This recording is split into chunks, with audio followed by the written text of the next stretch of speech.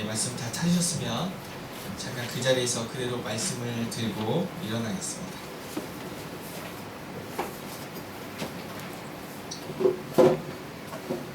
말씀을 잠깐 성경책에 가슴에 안고 기도하겠습니다. 하나님, 우리가 가슴에 품은 이 말씀은 우리를 하나님의 사랑으로 온전하게 하고 모든 선한 일을 할 수 있는 능력을 주고 구원에 이르는 지혜가 있게 합니다. 또 하나님을 영화롭게 하고 영원토록 즐거워할 수 있는 방법을 알려줍니다. 하나님, 그렇기 때문에 우리가 이 말씀을 봉독할 때, 하나님, 그리고 해설하는 말씀을 들을 때 말씀의 영이시오 진리의 영이신 지혜의 계시의 영이신 성령 하나님, 우리의 심령 가운데 강력하게 역사하셔서 하나님, 전하는 자에게도 실수가 없게 하시고 듣는 자에게도 그 심령 가운데 이 말씀을 아멘으로 받을 수 있게 역사하시고 하나님, 심령이 변화하여 말씀을 따라 예수 그리스도를 닮은 삶으로 변화될 수 있도록 역사해 주시기를 간절히 소망합니다. 우리의 구주이신 예수님의 이름으로 간절히 기도드립니다. 아멘. 제가 한 절, 여러분이 한 절 교독하고 마지막 절 함께 읽도록 하겠습니다. 그들이 예루살렘에 들어가니라. 예수께서 성전에 들어가서 성전 안에서 매매하는 자들을 내쫓으시며 돈 바꾸는 자들의 사람과 비둘기 파는 자들의 의자를 둘러 엎으시며 아무나 물건을 가지고 성전 안으로 지나다니도록 허락하지 아니하시고 이에 가르쳐 이르시되 기록된 바 내 집은 만민이 기도하는 집이라 칭함을 받으리라고 하지 아니하였느냐. 너희는 강도의 소굴을 만들었도다 하시며 그 제사장들과 서기관들이 듣고 예수를 어떻게 죽일까 아뢰하니 이는 그들가 마리의 오늘 놀랍게 여기고 그를 두려워합니다. 그리고 날이 저물매 그들이 성 밖으로 나가더라. 그들이 아침에 지나가되 무화과 나무가 뿌리째 마른 것을 보고 베드로가 생각이 나서 여짜오되 랍비여 보소서 저주하신 무화과 나무가 말랐나이다. 예수께서 그에게 대답하여 주시되 하나님을 믿어라. 내가 진실로 너에게 이르노니 누구든지 이 산더러 들리어 바다에 던져지라 하며 그 말한 것이 이루어질 줄 믿고 마음에 의심하지 아니하면 그대로 되리라. 그러므로 내가 너희에게 말하노니 무엇이든지 기도하고 구하는 것을 받을 줄로 믿으라. 그리하면 너희에게 은혜로 되리라. 함께 했습니다. 서서 기도할 때 아무에게나 혐의가 있거든 용서하라. 그리하여야 하늘에 계신 너희 아버지께서도 너희 허물을 사하여 주시리라 하시니라. 아멘. 자리 앉겠습니다. 지금 모든 것이 녹화가 되나요? 안 하면 안 되죠. 할렐루야. 아멘. 저희 초등부에서 이렇게 합니다. 할렐루. 야. 아시네요. 할렐루야. 네. 캠프에 오셔서 아시는군요. 여러분, 제가 여러분 앞에 먼저 제 사과가 녹화되니까 사죄의 말씀을 드리겠습니다. 예배 시간이 7시인 줄 알았습니다. 7시 30분인 줄 알았습니다. 7시더라고요. 엄청 위험하게 왔더니 아직도 다리가 후들거려가지고 서 있지를 못하겠습니다. 그래도 하나님 말씀을 한번 전해보도록 하겠습니다. 네. 큰일이네요. 다리가 후들거려가지고.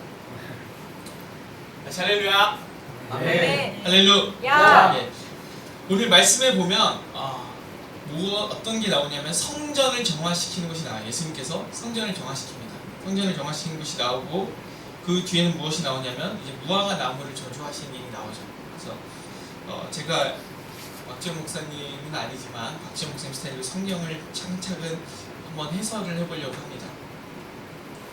자, 그런데 오늘 본문 저희가 15절부터 읽었는데 사실은 12절부터 읽어야 되겠는데 수정해달라고 할까 하다가 그냥 15절부터 읽었습니다. 근데 12절은 무슨 내용이 나오냐면 예수님께서 이제 지나가시다가 무화과 나무를 보세요. 무화과 나무를 보시고 그곳에서 뭔가 먹을 것을 얻고자 보시는데 열매가 없어요. 열매가 없을 뿐만 아니라 무화과 나무가 열릴 때가 아니에요. 근데 열매가 없음을 보시고 하나님께서 그 무화과 나무를 어떻게 하시죠? 저주하시고 이제 성전에 들어가셔서 성전에 들어가니까 이게 꼴이 가관인 거예요. 비둘기도 팔고 있고 막 환전하고 있고 막 그러니까 예수님이 화가 나셔서 이제 비둘기 파는 자들의 의자도 엎으시고 환전하는 자들의 상도 엎으시고 그렇게 하셨습니다. 그런데 이게 도대체 그럼 예수님 왜 그렇게 하셨을까? 그렇죠? 왜 그렇게 꼭 족복처럼 야 너네 자릿세도 안 내고 성전에 주인은 난데 자릿세도 안 내고 여기서 뭐 하는 거 하면서 이렇게 확 엎으신 그런 게 아니잖아요. 예수님이 깡패가 아니잖아요. 그런데 예수님이 제가 봤을 때 제가 성경을 여러 번 읽었지만 성경을 읽었을 때 나타난 모든 모습 중에서 가장 폭력적인 모습이거든요. 예수님의. 그렇죠? 막 노끈으로 채찍에 만들어서 막 채찍 휘두르시고 막 물건도 못 들고 다니게 못 지나다니게 하시고 이런 모습들은 굉장히 폭력적이란 말이에요. 그렇죠? 그러니까 이 모습을 어떻게 이해해야 될까 고민을 하게 됩니다. 먼저 문화적으로 그냥 배경적으로 보자면 그런 거예요. 그러니까 뭐냐면 그 당시 화폐에는 당연히 화폐가 어떤 나라의 화폐였을까요? 로마의 화폐죠. 로마의 화폐에는 누구의 얼굴이 박혀있을까요? 가이사의 얼굴이 박혀있는. 그렇죠. 그래서 이 가이사의 얼굴이 박힌 이 화폐를 봉헌하면 이거는 하나님 앞에 가증한 것이기 때문에 안 된다고 생각하는 거예요. 그럼 어떻게 해야 되냐? 성전 하나님 앞에 드릴 수 있는 화폐로 환전을 해야 되는 거예요. 그렇죠? 그런데 그러면은 결국엔 성전에서 주조한 화폐를 쓸 수밖에 없잖아요. 그렇죠? 그런데 이 화폐를 환전하는 비용이 수수료가 꽤 큰 거예요. 성전은 거기서 풍리를 취하는 거죠. 그렇죠? 이제 또 하나는 그런 거예요. 다른 것도 제사에 필요한 모든 것들 염소나 양이나 비둘기나 다 거기서 이렇게 돈 주고 살 때 이제 그냥 한마디로 장사를 열심히 돈 벌려고 한 거죠. 그러니까 성전의 목적이 무엇이냐면 성전의 목적은 우리가 사경에 오시면 다 성전에 대해서 제대로 깊게 배우시겠지만 성전의 목적은 뭐라고 할까요? 하나님을 만나는 데 있는데 쉽게 얘기하면 아주 그냥 다 줄여서 다 생략하고 얘기하면 이 인간과 하나님이 만나는 장소가 성전이라는 거죠. 근데 하나님을 만나는 데 있는데 이 장소가 지금 무엇이 됐냐 하면은 돈을 버는 곳이 된 거예요. 그래서 오늘 본문에 뭐라고 얘기를 하냐면 이렇게 얘기를 하는 거죠. 구약을 인용해서 이렇게 얘기를 하시는 거예요. 17절에 이에 가르쳐 이르시되 기록된 바 내 집은 만민이 기도하는 집이라. 만민이 기도하는 집이어야 되는데 너희는 뭘 만들었다? 강도의 소굴을 만들었도다. 이렇게 지금 구약을 인용해서 말씀하고 계신 거거든요. 그럼 이 구약을 인용하고 있는 말씀을 찾아봅시다. 만민이 기도하는 집이라 그랬거든요. 이사야 56장 3절부터 7절을 찾아봅시다. 그러니까 이 만민이 기도하는 집이라는 게 무슨 뜻인지 한번 볼 거예요.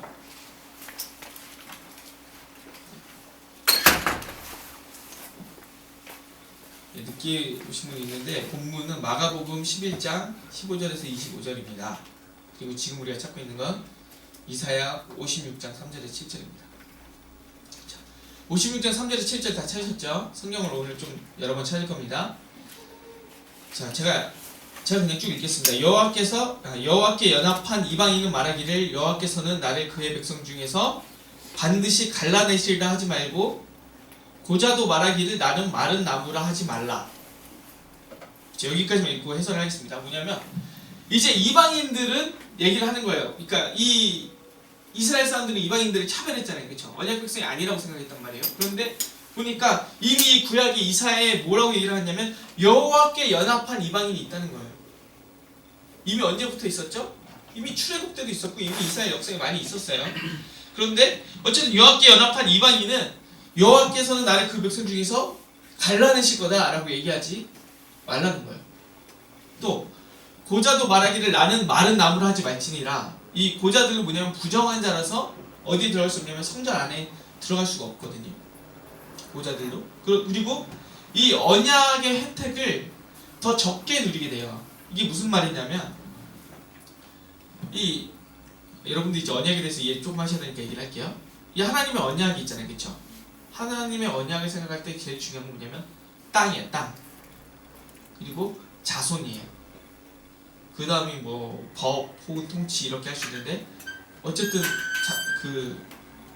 언약에서 중요한 게 땅이랑 자손이 중요한 거예요. 그러니까 이 땅은 그러면 어떻게 분배되냐? 가정별로 분배가 되는 거예요. 그렇죠? 가족별로, 이 가정별로 이 가정이 이 땅, 저 가정이 이 땅 이렇게 분배를 해주는 거예요. 근데 여러분 이제 좀 민망하지만 고자가 있다고 생각해 보세요. 후손이 있어요, 없어요? 자녀가 있어요, 없어요? 없죠. 그러니까 언약의 두 가지가 뭐라고요? 하나는 땅이고 하나는 자손이라고 하는데 자손 없어요. 그럼 자 보세요. 그 고자가 죽었어요. 그러면 그 땅은 누가 상속받죠? 땅도 죽으면서 소유권이 없어지는 거예요. 그러니까 이런 사람들을 구약의 율법, 언약의 혜택을 받지 못하잖아요. 그러니까 제일 뭐랄까? 그러니까 하나님이 별로 기뻐하시지 않는 자라는 그런 느낌이 있었단 말이에요. 구약 시대 유대 이스라엘에. 그럼 그렇겠죠? 당연히 그렇겠죠? 자, 그런데 4절부터 여호와께서 이같이 말씀하시기를 나의 안식일을 지키며 내가 기뻐하는 일을 선택하며 나의 언약을 굳게 잡는 고자들에게는 내가 내 집에서 내 성 안에서 아들이나 딸보다 더 나은 기념물을 주고 이름을 또 그들에게 주고 영원한 이름을 주어서 끊어지지 않게 하겠다. 즉 뭐냐면 이스라엘 사람들의 생각에는 이런 게 있었어. 언약은 자자손손이 이어지는 거라는 생각이 있었단 말이에요. 계속 자손 대대로 언약을 이어가는 거라는 생각이 있었는데 고자들은 그 후손이 끊쳐지잖아요. 아들과 딸이 없으니까. 그러니까 이들은 약간 저주받았다는 그런 생각이 있었는데 그게 아니라 하나님께 생각할 때는 땅과 자손도 중요하지만 그게 아니라 내 언약의 법, 제가 아까 얘기했죠. 세 가지가 있는데 땅이 있고 자손이 있고 뭐가 있다고요? 법이 있다고. 오히려 나의 법을, 하나님의 통치를 더 잘 지키는 고자들에게는 영원히 끊어지지 아니하게 될 거라. 영원한 이름을 줘서 아들이나 딸보다 더 나은 기념물과 이름을 주고 영원한 이름을 줘서 절대로 하나님의 언약에서 끊어지지 않게 하실 거다라고 얘기를 하는 거예요. 자, 두 번째 6절입니다. 또 여호와 연합하여 그를 섬기며 여호와 이름을 사랑하며 그의 종이 되며 안식일을 지켜 더럽히지 아니하며 나의 언약을 굳게 지키는 이방인마다 내가 곧 그들을 나의 성산으로 인도하여 기도하는 내 집에서 그들을 기쁘게 할 것이며 그들의 번제와 희생을 나의 재단에서 기꺼이 받게 되니 이는 내 집은 만민이 기도하는 집이라 일컬음이 될 것입니다. 즉 뭐냐면 이방인들도 여호와와 연합하여서 우리 그 칼빈주의의 구원론은 예수 그리스도와 연합하는 거거든요. 여호와와 연합하여서 그 모든 언약들을 순종하고 지키고 여호와를 섬기고 여호와 이름을 사랑하고 그의 종이 되고 안식일을 지켜서 더럽히지 않는 그 모든 이방인들은 하나님께서 다 인도하셔서 번제와 희생을 받으신다는 거예요. 왜냐하면 구약에는 원래 이방인들은 번제와 희생을 드릴 수가 없거든요. 근데 그들도 기꺼이 그 모든 것을 받아주신다는 거예요. 왜? 내 집이 만민이 기도하는 집이기 때문에. 그런데 잘 보세요. 이게 왜 문제냐면 아까 우리가 읽은 그 예수님이 막 채찍도 들으시고 막 상도 엎으시고 의자도 엎으시고 막 물건도 못 가지게 하는 얘기를 하시고 막 이렇게 난폭하게 하신 그곳이 어디냐면 바로 이방인의 뜰이에요. 이방인의 뜰. 그러니까 그곳이 뭐냐면 이 이방인들이 하나님 앞에 나아갈 수 있는 그 유일한 장소란 말이에요. 그리고 장애인들도 이 고자도 이방인의 뜰에는 나아갈 수 있단 말이에요. 그 이상은 못 간다 할지라도. 근데 그 장소를 뭘로 만들어버리냐면 그 장소를 시장터로 만들어버린 거예요. 여러분 막 옆에서 막 염소가 울어대고 양이 울어대고 막 비둘기가 푸드덕 거리고 그리고 막 비둘기 한 마리 얼마, 양이 한 마리 얼마 막 시장터 통해 시끄럽게 굴고 매매하고 환전하고 막 복작복작되고 난리가 났는데 그 이방인의 뜰에서 하나님을 예배할 수 있겠습니까? 그러니까 하나님이 생각하실 때 뭐냐면 이 만민이 기도하는 집이라 일컬어질 이 성전을 지금 더럽히고 있는 거예요. 그러니까 이들이 생각할 때 뭐냐면 가이사의 얼굴이 그려진 동전을 내는 것은 하나님 앞에 가증하다라고 생각을 해가지고 돈을 환전해서 더 하나님 앞에 더 순결하고 정결한 것을 드리고 우리는 더 거룩한 것을 드린다고 생각을 했는데 실제로는 그 하나님 앞에 더 거룩하기를 위한다는 그 행동이 하나님 앞에 굉장히 뭐예요? 가증하고 하나님이 진노하시고 하나님이 분노하실 만한 행동인 거예요. 그렇죠? 왜냐하면 저는 동기에 정말 하나님 앞에 더 귀한 것을 드려야지라는 생각보다 뭐가 있을까요? 예, 돈이 있기 때문이라고 생각합니다. 어쨌든 그래서 너희가 기도하는 집인데, 만민이 기도하는 집인데 이것을 뭐를 만들었다고? 강도의 소굴을 만들었도다라고 하셨거든요. 그럼 강도의 소굴을 만들었도다라고 한 그 예레미야 7장을 찾아봅시다. 예레미야 7장을 한번 찾아보세요. 이사야 다음 바로 예레미야입니다. 예레미야 7장 4절에서 11절입니다. 예레미야 7장 4절에서 11절. 예, 다 찾으셨네요. 예. 잘 들어보십시오. 4절부터 눈으로 따야겠어요. 제가 읽겠습니다. 너희는 이것이 여호와의 성전이라 여호와의 성전이라 여호와의 성전이라 하는 거짓말을 믿지 말라. 너희가 만일 길과 행위를 참으로 바르게 하여 이웃들 사이에 정의를 행하며 이방인과 고아와 가부를 압제하지 아니하며 무지한 자의 피를 이곳에서 흘리지 아니하며 다른 신들 뒤를 따라 화를 자초하지 아니하면 내가 너희를 이곳에 살게 하리니 곧 너희 조상에게 영원토록 준 땅이니라. 이게 뭐냐면 언약의 핵심이 뭐예요? 언약의 핵심이 땅, 자손, 법 중에 땅이에요. 그 뭐냐면 이들이 이 여호와의 성전에서 언약을 잘 지키면 그 땅이 보존된다는 거죠. 그런데 보라 너희가 무익한 거짓말을 의존하는도다. 너희가 도둑질하며 살인하며 간음하며 거짓 맹세하며 십계명의 내용이죠. 이 십계명 내용을 어긴 거예요. 지금 뭘 어긴 거죠? 언약을 어긴 거예요. 그래서 언약을 어기며 바알에게 분향하며 이것도 십계명의 앞부분이죠. 앞부분을 어겼어요. 너희가 알지 못하는 다른 신들을 따르면서 내 이름으로 일컬음을 받는 이 집에 들어와서 내 앞에 서서 말하기를 우리가 구원 얻었나이다 하느냐. 이는 이 모든 가진 일을 행하려 함이로다 하면서 내 이름으로 일컬음을 받는 바 내 집이 너희 눈에는 뭘로 보이느냐? 도둑의 소굴. 그러니까 여기에 강도의 소굴이 여기에 나온 거예요. 도둑의 소굴로 보이느냐? 보라 내가 그것을 보았노라 여호와의 말씀이니라. 지금 뭐냐면 이들이 모든 그 언약을 어기면서 오히려 하나님 앞에 와서 우리가 구원받았다라고 하는 것을 하나님은 보기 역겨워하시고 그것을 도둑의 소굴이라고 하신다는 거예요. 자, 그럼 여기에서 이게 중요한 거예요. 오늘 설교 제목이 성전과 무화과 나무예요. 자, 그리고 이 성전을 하나님이 정화하시고 나오시는 길에 보니까 무화과 나무, 하나님이 저주하셨던 무화과 나무가 다 말라 비틀어졌어요. 그렇죠? 성전과 무화과 나무가 무슨 상관이 있냐는 거예요. 오늘 얘기하고자 하는 거예요. 성전과 무화과 나무가 무슨 상관이 있느냐. 이거는 100% 상관이 있어요. 왜 100% 상관이 있냐면 마가복음은 이 예수 그리스도의 복음의 기초입니다. 가장 아무래도 모르겠어요. 초대교회에서 처음으로 신앙을 접한 사람들이 가장 먼저 읽었을 책은 아마 마가복음이었을 거예요.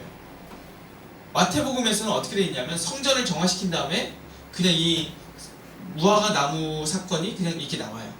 그런데 이 마가복음에서는 특이한 게 12절부터 14절까지 뭐가 나와요? 12절부터 14절까지 이 무화과를 저주하신 내용이 나오고 15절부터 몇 절까지죠? 15절부터 이제 19절까지가 성전 정화의 내용이 나오고 다시 20절부터 25절까지가 무화과 나무가 말라 비틀어진 것과 그 이후에 베드로와 예수님이 대화하시는 장면이 나오는 거예요.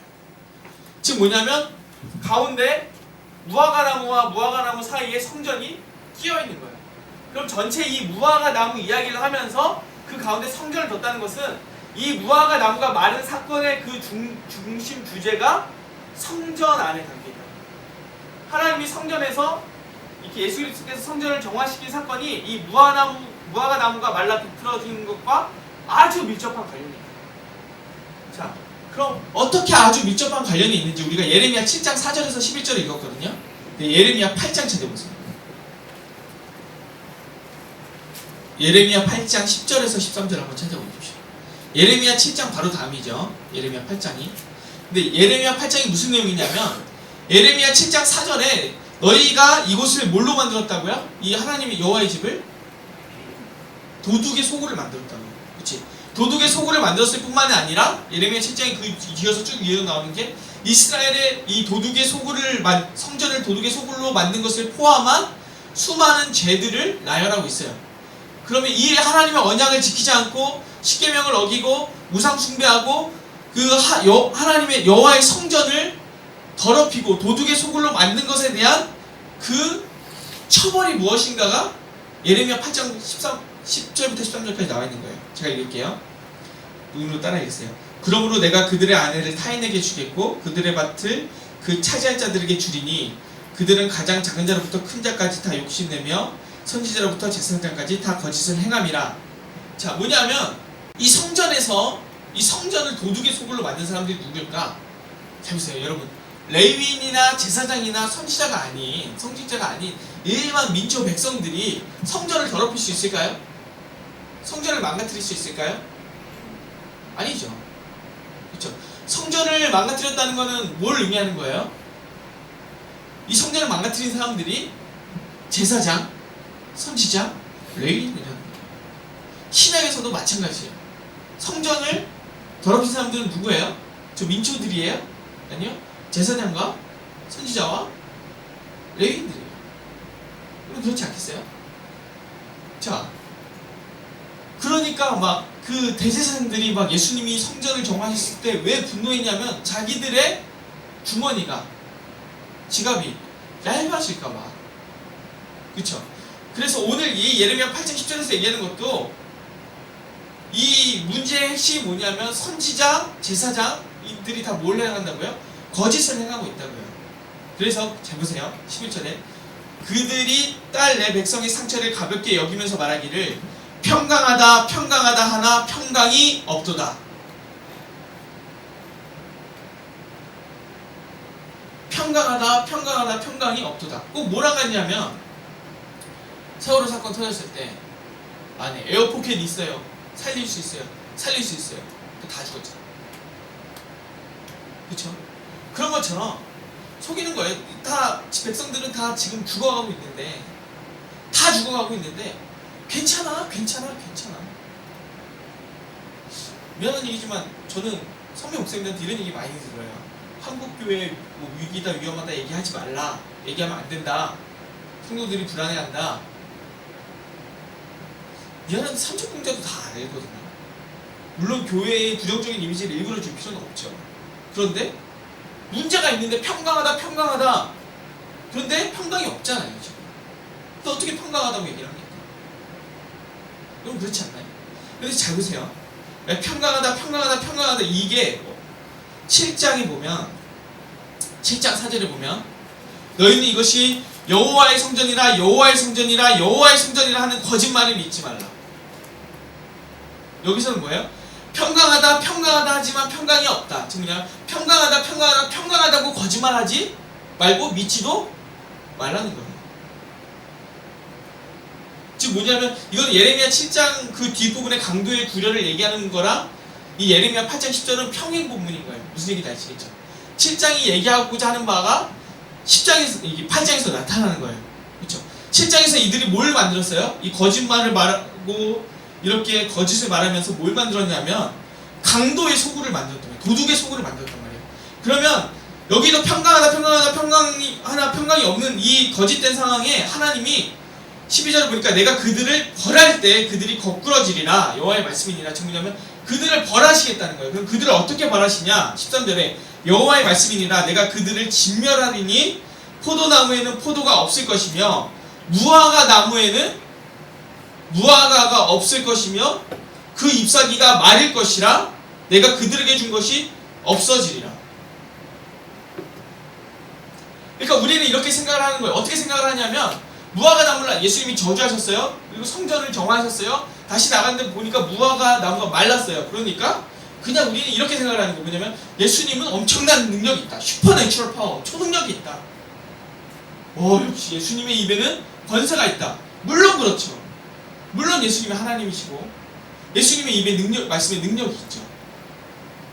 그렇지만 우리가 간과하지 말아야 될 것은 예수님은 한 번도 그 말씀을 떠나서 일하신 적이 없다는 거예요. 왜냐하면 예수님은요, 우리가 요한복음을 읽어서 또 작년사경에는 요한복음을 했잖아요. 아시겠지만 예수님은 말씀이시거든요. 그렇죠? 그분이 말씀을 떠나서 역사하실 리가 없잖아요. 그렇죠? 그러니까 우리는 그 무화과 나무가 다 말라 비틀어진 것이 뭐라고 생각을 하는데, 뭐라고 생각하죠? 아, 슈퍼내추럴 파워다, 초능력이다 라고 생각을 하지만, 그것은 사실은 구약에 너희가 이 성전의 강도의 소굴로 만들 때 내가 너희의 포도나무가 포도 열매를 맺지 못하게 할 것이고, 무화과 나무에 무화과가 열리지 않게 할 것이고, 그 잎사귀를 전부 다 마르게 할 것이다 라는 그 말씀이 예수님 오셨을 때 성취된 것 뿐이에요. 그렇죠? 자, 그런데 잘 보세요. 그러면 왜 하필 무화과가 중요할까? 왜 포도나무가 나오잖아요. 그렇죠? 포도나무에 포도 열매가 없고 무화과 나무에 무화과가 없는 것이 왜 더 특별한 의미를 가질까? 요거를 잠깐 설명할게요. 무화과 나무가 포도나무가 특별한 이유. 미가서 4장 1절에서 4절을 보겠습니다. 미가서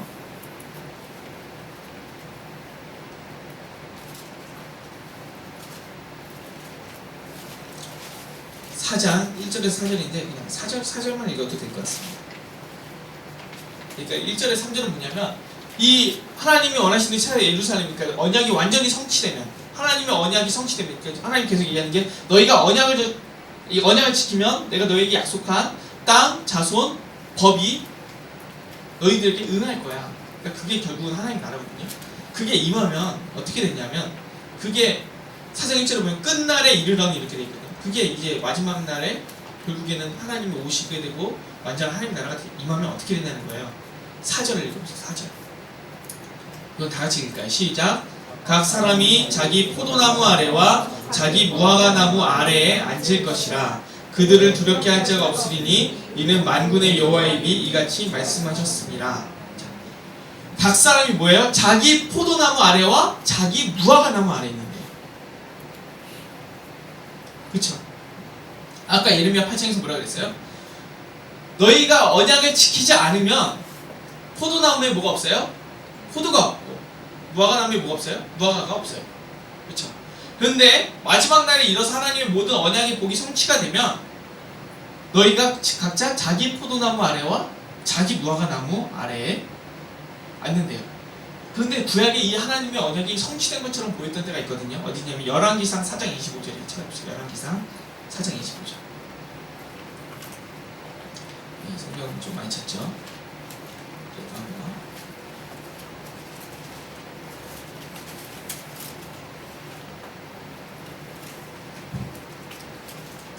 열왕기상 4장 25절 다 찾나요? 한 목소리로 읽어보겠습니다. 시작. 솔로몬이 사는 동안에 유다와 이스라엘이 단에서부터 브에세바까지 이르기까지 각기 포도나무 아래와 무화과 나무 아래에 평안히 살았더라. 이거예요.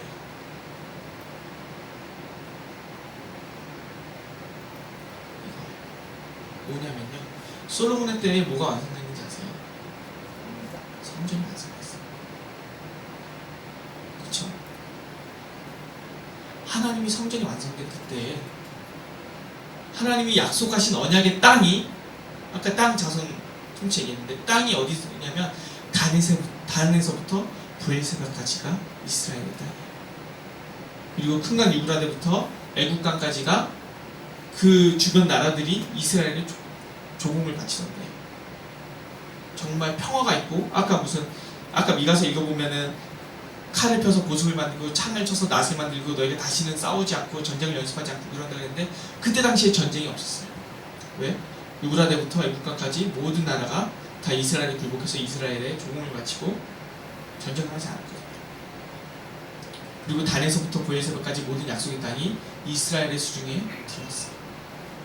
근데 그때 정말 언약이 성취된 것처럼 포도나무 아래와 무화과 나무 아래에서 사는 거예요.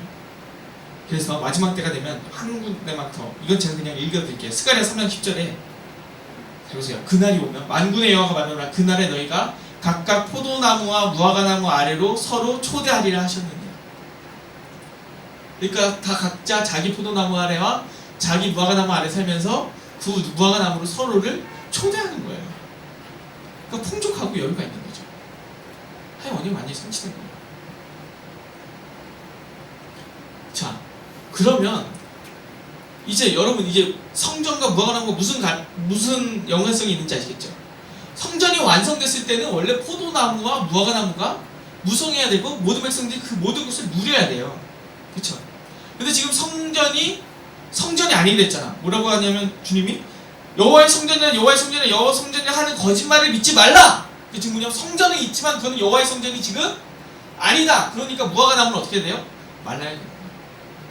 근데 그게 정말 여호와의 성전이면 무화과나무가 마르면 안 되는 거죠.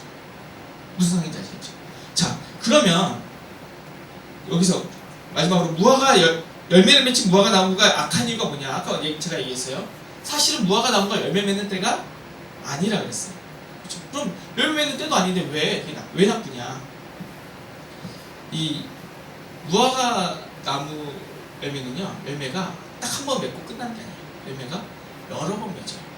근데 제대로 된 열매가 맺을 때가 있고, 근데 그 제대로 된 열매를 맺기 전에 먼저 파괴라고 부르는 그 되게 맛도 없고 되게 뭐 이렇게 볼품 없는 그런 열매가 열려요.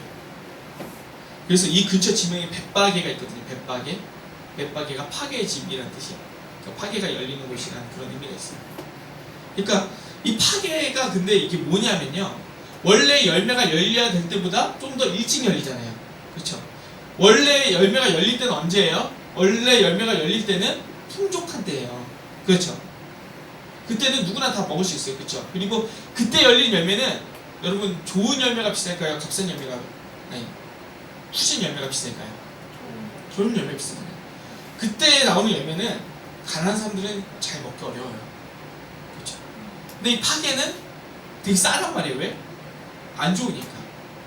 그러니까 여러분 가난한 사람들까지 먹을 수 있는 거는 좋은 무화과 열매일까요? 아니면 파괴일까요? 파괴. 그리고 잘 보세요. 여러분 보릿고개라는 게 뭔지 아시죠? 그렇죠? 가을에 쌀을 이렇게 추수를 해요. 그걸 먹다가 이제 봄에서 여름 사이가 되면 보리가 열리는데 그때가 오기 전에 뭐냐면 쌀이 다 없어져요. 그래서 장독을 긁으면 장독에 바가지로 쌀을 풀면 장독 밑이 바닥에 긁히는 소리가 난단 말이에요. 그렇죠? 그럼 언제까지 기다려야 돼요? 보리가 열릴 때까지 기다려야 돼요. 그렇죠? 근데 그게 너무 힘든 거예요. 그 보리가 보리가 날 때까지 추수할 때까지 기다리기 너무 힘든 거예요. 그 너무 힘든 고기를 뭐라 그래요? 보릿고개라고 그러죠. 근데 그때 우리가 아쉬운 대로 먹는 그런 걸 뭐라 그러냐? 구황작물이라고 해요. 그렇죠? 가난한 사람들이 이게 제대로 된 걸 먹을 수가 없어서 정말 그 배고픈 끼니를 때우기 위해서 겨우겨우 먹는 게 뭐예요? 구황작물인 거예요. 지금 뭐냐? 파괴가 그런 거예요, 지금. 그러니까 이해가 되시죠? 파괴가 지금 그런 거예요. 이 파괴가 없으면 가난한 사람들은 맛보지 못하는 거예요. 그런데 하나님이 얘기하신 언약의 핵심이 뭐냐면 계속해서 제가 아까 3장에 얘기했던 게 이런 거거든요. 죄송합니다. 3장에 내가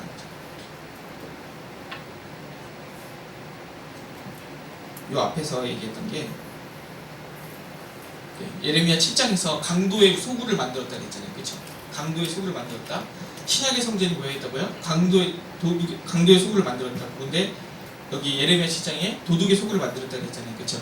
그때 내용이 뭐냐면 6절에 이방인과 고아와 가부를 압제하지 아니하며 무지한 자의 피를 이곳에서 흘리지 아니하며. 즉 뭐냐면 이방인과 고아와 가부는 뭐냐면 그 시대 당시에 최고 가난하고 어려운 사람들이에요. 그러니까 그들을 돌아보지 않았다는 거예요. 즉 뭐냐면 정말 밑바닥에 있는 사람들을 성전이 돌보아야 되는데 이 성전에서 그것이 돌보아지는 역할이 일어나야 되는데 그 역할이 전혀 일어나지 못했다는 거죠. 그러니까 신약의 성전도 강도의 구렬이라 그런 것들은 뭐냐면 바로 그런 얘기를 하고 있는 거예요. 그러니까 이 무화과나무도 지금 성전이랑 똑같은 거예요. 이 무화과나무가 파괴라는 열매를 맺어야 이 정말 가난하고 없고 힘든 사람들도 이 파괴를 먹으면서 버틸 텐데 예수님도 시장하고 줄이셔가지고 이 파괴를 먹어야만 했는데 그 파괴가 열렸어요? 안 열렸어요? 열리지 않았어요. 뭐랑 똑같은 거죠? 성전의 상황이랑 똑같은 거예요. 자, 어쨌든 그래서 이제 이 무화과나무 이슈는 끝났습니다. 그러면 이제 저는 정말 이해가 되지 않는 것이 이거예요. 그 다음에 이 무화과 나무 얘기를 하고 딱 끝나는 게 아니라 무화과 나무가 말랐어요. 그쵸? 무화과 나무가 말랐는데 베드로가 딱 나와서 얘기를 하는 거예요. 베드로가 뭐라고 얘기를 하냐면 베드로가 이르되 랍비어 보소서 저주하신 무화과 나무가 말랐나이다. 그러니까 예수님이 뭐라고 하시냐면 하나님을 믿어라. 내가 진실로 너희에게 이르노니 누구든지 이 산을 들어서 바다에 던져지라 이렇게 말하고 그것이 이루어질 줄로 믿으면 그리고 의심하지 아니하면 그대로 된다. 그러니까 너희는 무엇이든지 기도하고 구하는 것은 받은 줄을 믿으면 너희한테 그대로 된다. 이게 이해가 안 되는 거예요. 무화과 나무까지는 여러분 다 이해가 되겠죠? 무화과 나무가 왜 말랐는지는 성경에 명확한 근거가 있잖아요. 그렇죠? 그런데 갑자기 베드로가 주님, 무화과 나무는 예수님 얘기하시니까 말랐잖아요. 그렇죠? 우리도 이런 슈퍼내추럴 파워가 초능력이 있습니까? 우리도 이렇게 할 수 있습니까? 그러면 야 너네는 안 돼 라고 하실 것 같은데 너네도 할 수 있지. 너희가 산을 들어서 바다에 던지라 그래도 믿기만 하면 그대로 되지. 마음에 의심하지 않으면 그대로 되지. 그것뿐만 아니라 무엇이든지 기도하고 받은 줄로 믿으면 그대로 되지. 여러분 솔직히 여러분 예수 믿으시잖아요. 예수 믿은 지 오래되셨죠? 그쵸? 그대로 된 적이 있습니까? 우리 이런 우스갯 예화 많이 들어봤잖아요. 어떤 예화죠? 어떤 그 정말 신앙 좋은 전사님이 목사님 설교하시는 이 산을 들어서 바다에 던지리라 해도 그대로 된다. 그래가지고 이 전사님이 집에 가시면서 생각을 하시는 기도를 하는 거예요. 하나님, 우리 집 앞에 앞마당에 있는 나무를 뒷마당에 옮겨 심고 싶은데 지금 내가 이 나무가 들려서 뒷마당에 옮겨지리라 믿으면 그대로 될 줄로 믿습니다. 의심하지 않겠습니다. 아침에 자고 일어나니까 일어나서 앞마당을 가서 딱 본 거예요. 나무가 있을까요? 없을까요? 있죠. 그래서 목사님한테 가서 얘기해요. 목사님 뻥쳤다고 된다며요. 그러니까 목사님 뭐라 그러세요? 그거 확인하러 앞마당으로 하셨어요? 뒷마당으로 하셨어요? 이러잖아요. 믿으면 뒷마당으로 가야지. 의심한 거죠. 그래서 정말로 근데 정말 이게 맞는 거예요? 의심해서 뒤에 안 심긴 거예요? 의심해서 뒤에 안 심긴 거냐고요. 우리 어쩌면 다 속고 괜히 교회 다니고 있는 거 아니에요? 뭐든지 기도하면 다 될 것 같고 막 신앙생활 열심히 하면 다 될 것 같은데 막 기도하잖아요. 여러분 열심히 하잖아요. 여러분들의 소원을 위해서 기도를 하잖아요. 근데 안 되잖아요. 그럼 뭐라 그래요? 의심하지 말라고. 아니 근데 나 의심 안 한 것 같은데 나 진짜 열심히 기도했는데 또 기도하잖아요. 그쵸? 또 안 되잖아요. 또 목사님한테 가잖아요. 그럼 뭐라 그래요? 의심하지 말라고. 그럼 또 가서 기도하죠. 또 막 기도해요. 또 안 돼요. 그럼 목사님한테 가잖아요. 뭐라 그래요? 의심하지 말라고. 무한 반복이잖아요. 그래서 나는 진짜 믿음이 안 돼. 나 진짜 죄인인가? 나 구원 안 받았나? 예수님 나 안 사랑하시나? 저만 그런가요? 죄송합니다. 저만 그래요? 저만 나쁜 놈이에요? 저만 믿음이 없고 신앙이 없어요? 다 그런 경험 있잖아요. 이게 진짜냐고요? 진짜 슈퍼내추럴 파워가 생겨가지고 믿음대로 되냐고요? 우리 아까 믿음에 대해서 찬양했는데 네? 그럼 아니에요. 다 됐다고요? 기도했는데? 잘 안 되잖아요. 불면증이 안 났잖아요. 그죠? 안 되잖아요. 나도 로또 복권 1등 되게 해달라고 기도한 적이 있는데 안 되잖아요. 신앙이 약할 때 안 되잖아요. 의심도 안 했어요. 안 되잖아요. 자, 이런 거 녹화되는 게 싫단 말이에요. 자, 그러면 본론으로 돌아옵시다. 이 뒤에는 뭐가 있냐면요. 25절은 근데 여러분 이거 주기도문에도 있는 거고요. 주기도문 뒷부분에 나오는 거거든요. 근데 이거는요. 마가복음 11장 25절 펴주세요. 이거를 얘기하고 우리의 그 이슈, 빅 이슈. 진짜 우리는 슈퍼내추럴 파워를 가질 수 있는가 없는가? 우린 진짜 초능력을 가질 수 없는가? 그걸 얘기하기 위해서 이걸 먼저 얘기합시다. 25절. 서서 기도할 때에 아무에게나 혐의가 있거든 용서하라. 그리하여 하늘에 계신 너희 아버지께서도 너희 허물을 사하여 주시리라 하시니라. 그러면 이 말씀도 굉장히 언약적인 거예요. 그 뭐냐면 구약에는 동의복수법이라는 게 있거든요. 뭐가 있다고요? 동의복수법. 동의복수법은 우리 속담으로 하면 뭐죠? 눈에 눈은, 이에는 이. 그렇죠? 이 하나님의 법은요. 아까 성전에 대해서 성전이 아니라 성전이 아니라 그 다음에 8장에서 뭐가 나왔죠? 평강이 아니다. 그러니까 지금 뭐냐면 성전이 가지고 있는 것은 곧 뭐예요? 평화. 언약의 성취가 가지고 있는 것은 곧 평화예요. 그렇죠? 그래서 법이 가져오는 것도 곧 뭐냐면 평화예요. 우리가 법하면 우리를 억누르고 압제하고 괴롭게 하고 이거 어떻게 지키나 어떻게 다 지켜 막 이렇게 생각을 하는데 그게 아니라 법이 없으면 그 순간 온 세상은 혼란에 빠지는 거예요. 그렇죠? 예를 들어서 정윤 간사님이 어느 날 저한테 엎어서 딱 때렸다. 그럴 리가 없겠지만 딱 때렸다 그러면은 제가 어떤 생각이 들어요? 내가 때려줘야지 하고 한 대 때릴까요? 두 대 때릴까요? 두 대 때리죠. 그죠? 왜? 인간은 죄인이고 악하니까. 정준 간사님 저를 몇 대 때려요? 네 대 때리죠. 네 대 때리죠. 지금 저는 8대 때리는 거예요. 그러니까 이런 식인 거니까 동해복수법은 뭐냐면 평화를 가져오기 위한 거예요. 딱 그만큼만. 네가 손해본 거 그만큼만. 이름으로써 뭐가 유지가 되는 거예요? 평화 유지가 되는 거예요. 그렇죠? 그런데 신약으로 들어가니까 이건 웃긴 거예요. 마태복음 5장 48절에 보니까 5장 48절 앞쪽에 보니까 원수가 나를 공격해도 복수하는 게 아니라 분명히 구하기 복수하라고 그랬는데 오히려 사랑하고 그를 위해서 기도하라는 거예요.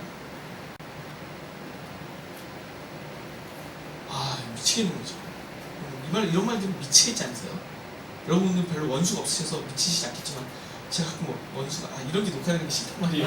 가끔 원수가 있는데 가끔 미운 사람 있잖아요. 근데 그 사람이 나 괴롭히는데 성경을 딱 읽으면은 그 사람을 축복하고 그 사람을 위해서 기도하라 그러면 미쳐버릴 것 같은 거예요. 이런 게 녹화되는 게 싫은 거예요. 근데 왜 이런 생각을 하는지 아세요? 이 마태복음 5장 본문에 뭐라고 나와 있냐면 하나님께서는요 비를요 의인과 선인에게 동일하게 내리십니다. 불의한 자, 의로운 자와 불의한 자에게 둘 다 비를 내리십니다. 햇빛을 선인과 악인에게 똑같이 비추신대요. 열받는 거예요. 여러분 열받지 않습니까? 저 악인과 내가 똑같은 취급을 받다니. 그런 거 느껴본 적 없으세요? 내가 저 인간이랑 똑같은 취급을 하나님 앞에 받아야 된다니. 여러분 이 말이 왜 나오는지 아세요? 죄송하지만 거듭나지 않으셨기 때문에 이런 생각이 나는 거예요. 내가 죄인임을 깨닫지 못하고 내가 얼마나 죽어 마땅한 정말 죄인이고 내가 얼마나 쓰레기 같은 나쁜 놈인지 전혀 깨닫지 못했기 때문에 나는 의인이고 나는 선인인데 저 악인과 똑같은 취급을 받더니 이렇게 되는 거예요. 내가 만약 정말 거듭나고 하나님을 깊이 체험한 상태에서 이 본문을 읽었다면 하나님 나 같은 악인에게도 빛을 비춰주시다니요. 하나님 나 같은 불의한 자에게도 비를 내려주시다니요. 이렇게 되는 거 아니겠어요? 그렇죠? 그래서 신약은요 제가 이름 붙였어요. 동의복수법이 아니라 동의은혜법. 은혜 받은 대로 내가 이익을 얻은 만큼 은혜를 베풀어라. 이런 거죠. 예를 들어서 뭐 하나만 더 얘기하면 이 동의은혜법을 이해하기 위해서 마태복음 20장에 보면 포도원의 품꾼 얘기가 나와요. 그렇죠?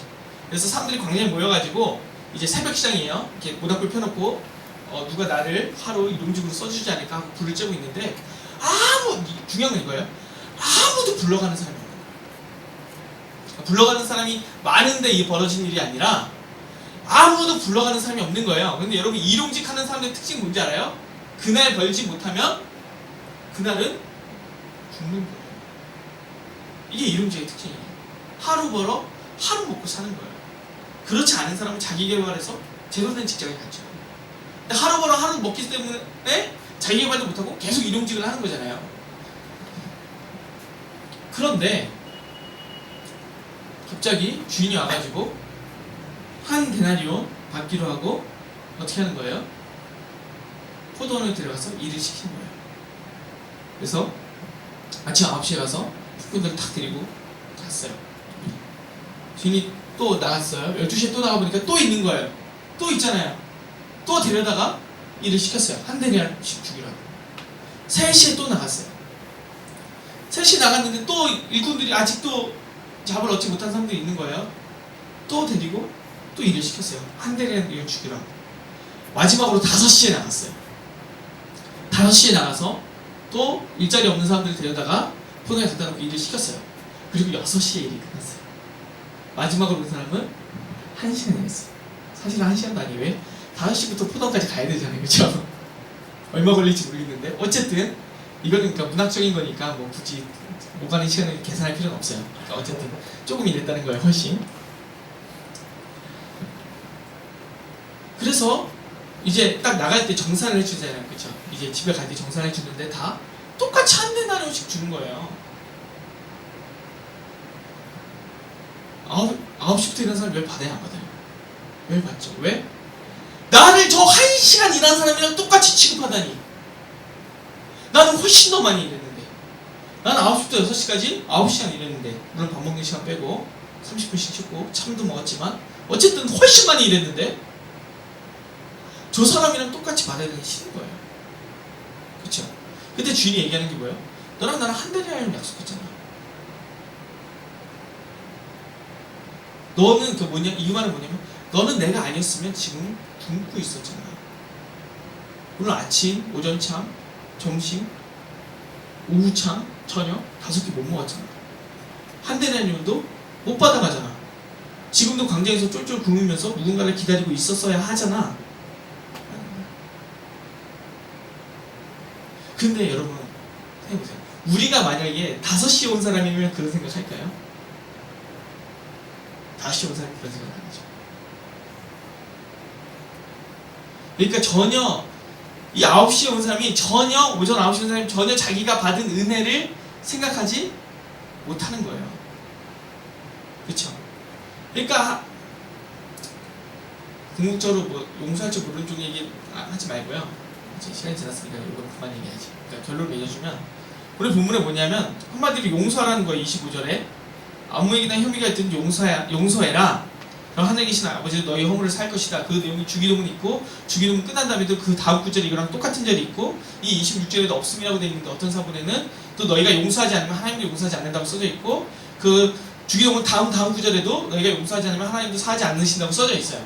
이 말은 뭐냐면 쉽게 얘기하면 그거죠. 구약의 동해 보복법이 있잖아요. 누려놓는 예능이. 근데 하나님이 이번에는 뭘 주셨냐면요. 말도 안 되는 은혜를 주신 거예요. 어떤 은혜요? 무조건적인 용서요. 뭘로요? 예수 그리스도의 십자가를. 우리가 그 은혜를 받고 용서를 받았다면요. 마땅히 이제 우리가 해야 되는 건 뭐예요? 다른 사람을 용서하기 시작하는 거예요. 저 사람이 나한테 뭐 잘못했는데? 근데 뭐 하는 거예요? 용서하는 거예요. 그러니까 굉장히 언약적 연관성이 있죠. 그 즉 뭐냐면 지금 내가 얘기하고 싶은 건 뭐냐면요. 마가복음 11장 12절부터요. 25절까지요. 하나도 구약과 연관되어서 그 말씀이 성취되지 않은 건 한 개도 없다는 거예요. 근데 딱 하나 지금 걸리고 있는 게 뭐냐면 슈퍼내추럴 파워예요. 초능력. 그렇지 않아요? 그렇잖아요. 야 믿으면 다 그대로 되는데 이거는 성취가 안 되잖아요. 성취가. 이거 성취된 거 본 적 있으세요? 어떤 분들은 그래요. 막 어느 날 새벽 기도하는데 이 말씀을 붙들고 기도를 했대요. 어느 목사님이 하나님 이 산을 들어서 바다에 던지면 옮겨진다 그랬는데 우리 교회 너무 힘든데 하나님 이런 은혜를 주십시오 기도했는데 어느 날 갑자기 옆에 있는 산, 앞에 있는 산, 뒤에 있는 산이 날아가는 거예요. 산 꼴짝에 있는 교회인데 산들이 다 없어졌어요. 그리고 거기 뭐가 생긴지 다 아파트가 쭉 들어서더니 교회가 그 지역에서 막 다소굴 안에 있는 큰 교회가 됐대요. 이 말씀이 성취된 거예요? 아니죠. 하나님의 말씀은 보편성이 있어가지고 모든 신약에 동일하게 적용이 될 수 있어야죠. 그렇죠? 이 말씀이 그게 단회적으로 적용되는 그런 거예요? 아니죠. 그건 개발주의 구역을 잘 찾아갔거나 아니면 잘 개발이 된 거죠. 그죠? 그건 은혜가 아니죠. 그러니까 그것도 물론 은혜지만 이 말씀이 성취된 게 아니라는 거예요. 이 말씀이 성취되는 게 도대체 뭘까요? 이게 도대체 어떤 구약의 말씀이 있는 걸까요? 제가 아무리 머리를 굴려봐도 이게 생각이 났어요.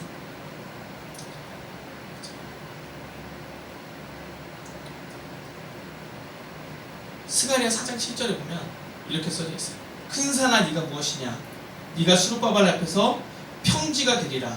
그가 머릿돌을 내놓을 때에 우리가 외치기를 은총이 그에게 있을지어다 하리라 하셨고, 큰 산이 뭐가 된다고 얘기했어요? 평지가 된다고 얘기하고 있어요.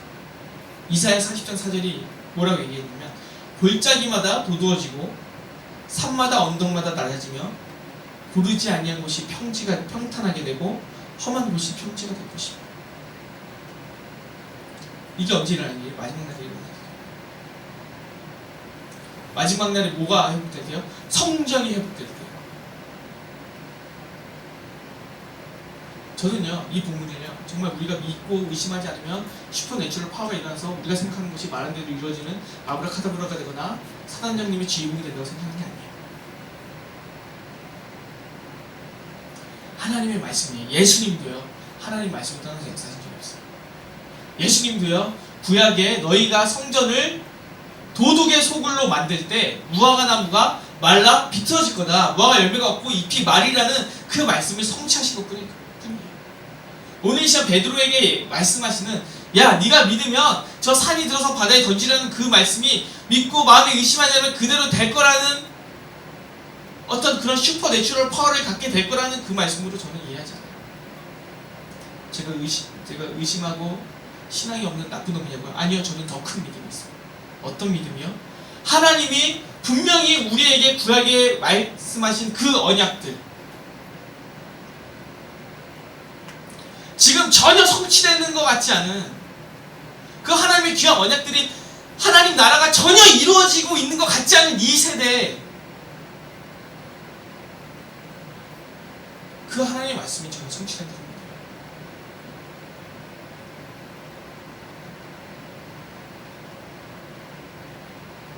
여러분 진짜로 믿으세요? 어느 게 더 큰 믿음이 필요하세요?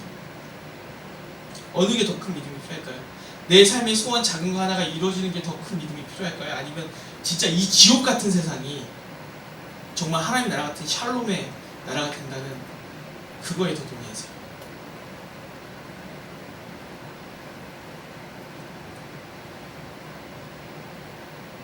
이 한국교회가 정말 많이 욕먹고 목사님이 대통령 제가 이런 게 녹음되는 게 힘들어요. 대통령 다음으로 욕망이 먹는 목사님이 대통령 다음으로 욕망이 먹는 이 시대에 교회 100개 개척하면 98개가 망하고 2개가 10년 전에 2개가 살아남는 이 시대에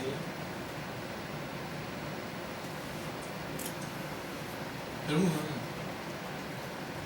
우리가 하나님 나라가 이루어지면은 고아와 가부와 이방인과 나그네와 어려운 사람들이 다 혜택을 입게 된다고 하는데 한국교회가 한때 1200만인데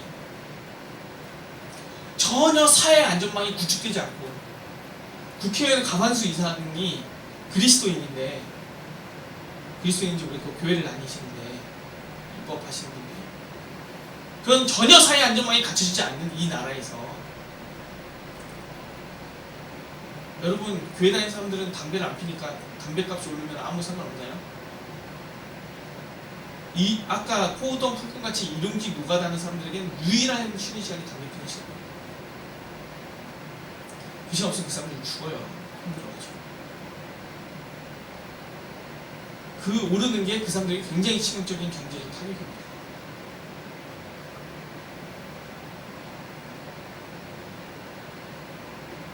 OECD 가입국인데 최저임금이 5,200원인 이 나라에서 하나님 나라가 성취된다는 믿음이 있어요.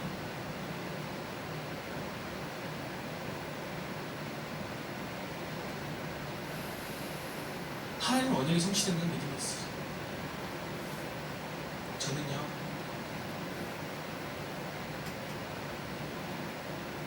어쩌면 그렇게 생각할 수 있을 것 같아요. 이 상황만 보면요, 차라리 누가 기도해서 북한산이 저 서해바다에 푹 빠지게 해줘야 되는 게 더 현실성 있을 것 같은 생각도 들어요. 그런 생각 들지 않으세요?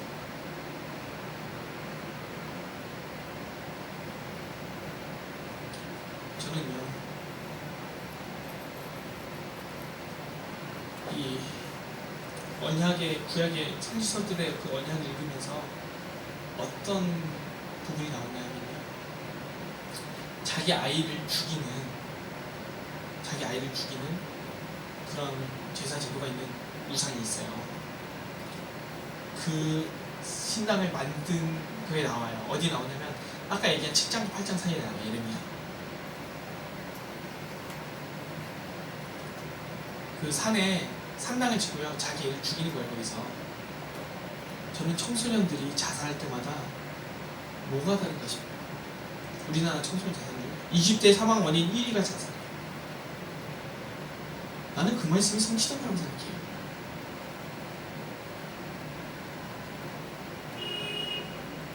세상 어디에 20대 자살 사망 원인 1위가 자살인 나라가 이 세상에 어디 있습니까?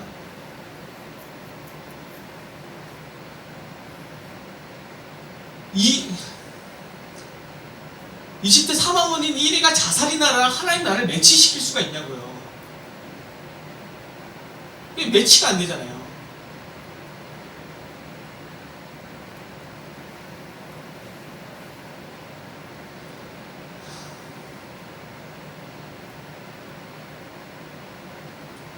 그게 어디가 하나님 나라입니까?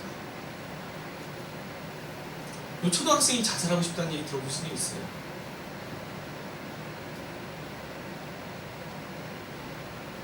누가 그렇게 했죠? 부모가 그렇게 했죠. 뭐 때문에요? 더 잘 먹고 잘 살라고.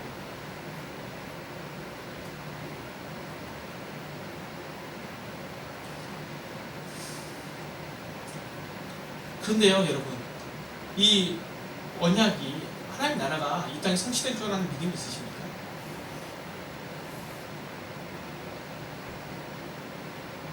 북한산 바다에 들어가는 게 빠르지 않겠어요? 저는요, 내가 기도하면 어떤 나에게 조금 더 기적 같은 특별한 일이 나타날 거라는 그 믿음보다요, 하나님 나라가 이 땅에 임할 거라는 믿음이 더 큰 믿음이라고 봐요. 더 어려운 일이라고 봐요. 그런데요, 주님이 얘기하시는 건 뭐냐면요, 그 일이 어떻게 된다고요? 반드시 일어난다. 성경에는 얘기하는 뭐예요? 그 일이요? 반드시 일어난다. 어떨 때요? 언약이 지켜질 때. 언약이 지켜질 때. 최종적으로는요, 마지막 날에, 그날에 새 예루살렘이 내려오면 모든 것들이 회복되면 다 이루어집니다. 근데 여러분, 하나님 나라는요, 이 세상 끝나고 하나님 나라 이게 아니에요. 엔드가 아니에요. 이 세상과 연결된 하나님 나라예요. ING예요. 연결되어 있는 거예요. 연속성이 있는 거라고요. 그러니까 이 땅은 이렇게 아주 더럽게 고생하지만 저 하나님 나라 가면 괜찮겠지. 이 세상은 될 대로 되라.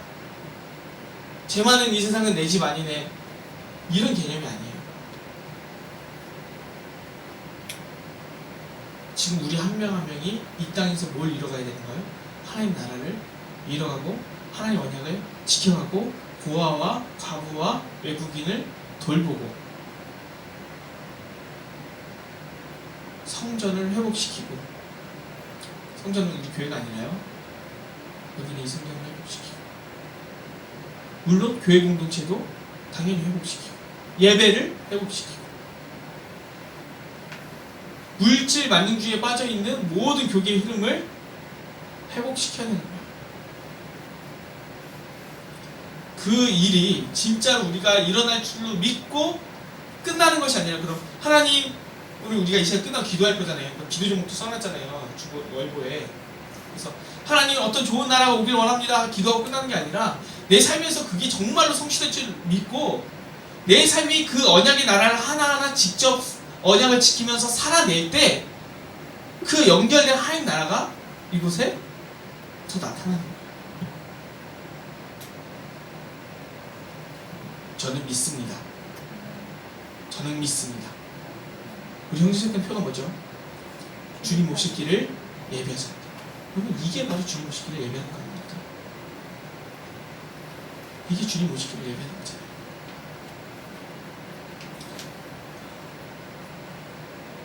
지금 그냥 기도하고 내려오면 되나요? 네, 그냥 통성 기도하고 이렇게 녹화되는 게 싫은데 기타를 잡았어요. 우리 말씀 듣고 한번 기도합시다.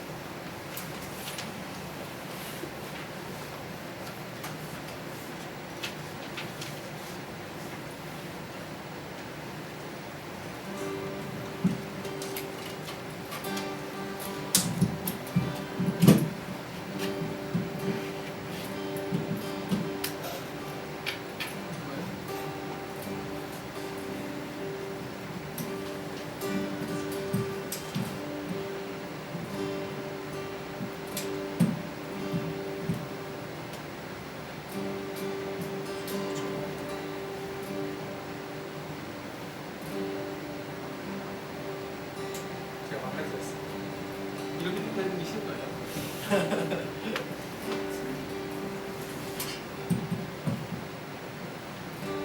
저는 부총님 도와주려고 해요.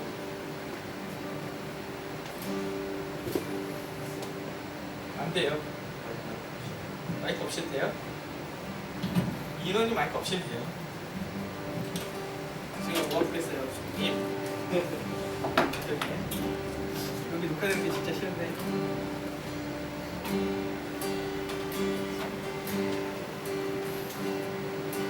고맙다는 게 떨어지게 해서 다시 마음을 먹읍시다. 상황을 보면요 전혀 하나님 나라 올 것 같지 않아요.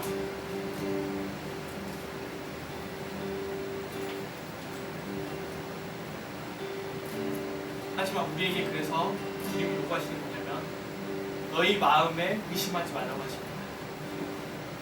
누구를 믿으라고 하시죠? 이 세상이 잘 돌아가길 믿으라고 하시나요? 아니면 내가 잘하길 믿으라고 하시나요? 아니 우리 교회가 좀 똑바로 되겠지를 믿으라고 하시나요? 아니요, 하나님 그런 것들을 믿으라고 하시잖아요. 하나님을 믿으라! 라고 하십니다. 그리고 그 말씀을 믿으라고 하시는 거예요.